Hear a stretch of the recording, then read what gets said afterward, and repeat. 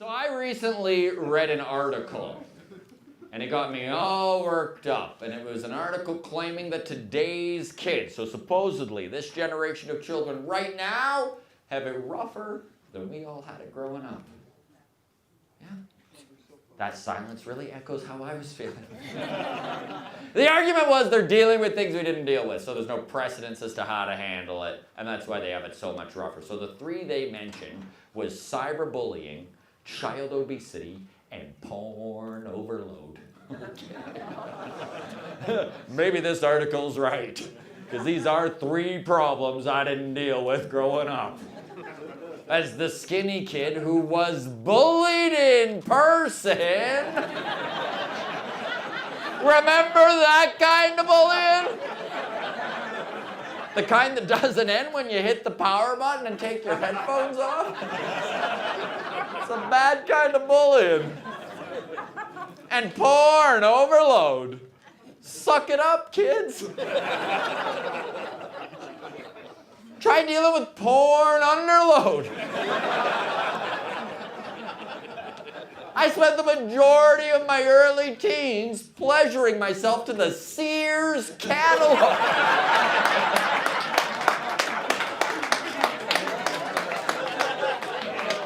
My mom just thought I was incredibly diligent with my wish list. He's meticulous. He spends hours on that thing. Why's the spring edition missing again? So many questions. I always love that joke because it divides the generations perfectly. Right? Because half the people are like, ha ha ha, Sears catalog. And half the people are like, what's Sears? That's right, folks. It actually wasn't Walmart that took Sears out in Canada. It was porn.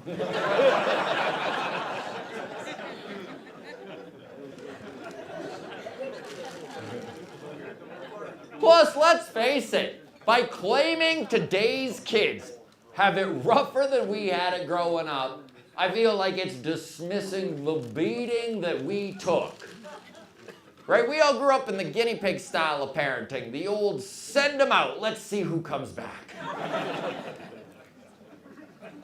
Plus, they didn't even highlight the problems kids aren't dealing with anymore. Right? Like, think about this, my friends. 75 years ago, falling into a well was a very real danger. Where there was a well, there was a way that a kid was tumbling in. In fact, they say, every glass of well water you drank contains 0.03 ppm of child. That's too much kid in the water. Listen, all I'm saying is kids aren't falling in wells anymore. I think it's time we face the hard facts. Most kids these days can't even fit in a well.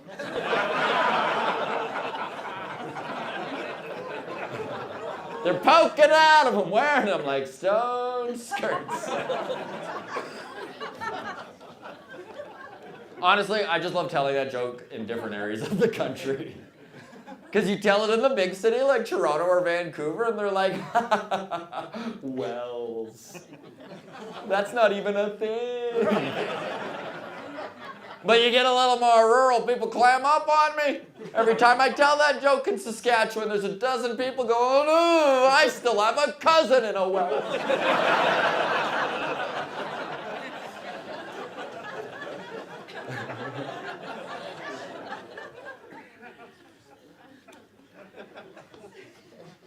Kids are just treated differently today, probably for the better.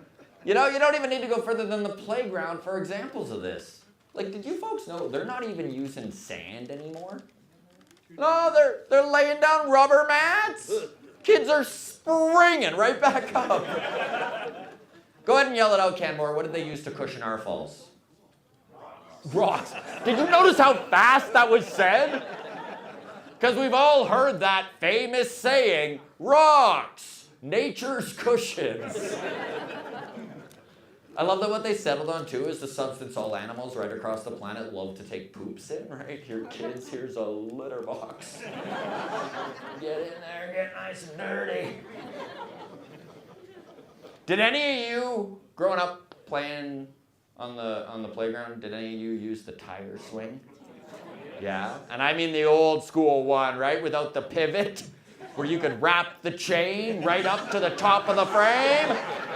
You're in there all excited. Your friends are on their tiptoes, right? We can get it higher. Get the tall kid. We can. And they let you spin. Woo! Next thing you know, you're experiencing the closest thing a 5-year-old's ever come to being shit-faced. You're stumbling around. No words are coming out, just sounds.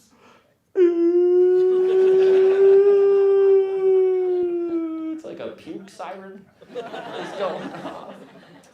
And then you unload. But your buddies have your back, don't they? That's what friends are good for. They say, don't worry about it. We'll kick some sand on there. No one will be the wiser. Or do you guys remember those bridges that were literally just logs attached to hand railings by chains? This is the stuff our parents looked at and went, safe. Now get out of the house. Oh, they wanted us out so bad. Indoor shoes off and get out. And I know we were treated differently as kids because everyone in here has heard this at one point or another in their life. My dad was the king of this phrase, and it used to drive me nuts. So I'd get hurt in the backyard. And then like clockwork, I'd hear him open the kitchen window. And this is what he'd do. He'd just start slapping his knee, and then he'd yell out, hey, hey, you walk that off, big guy. Walk it off.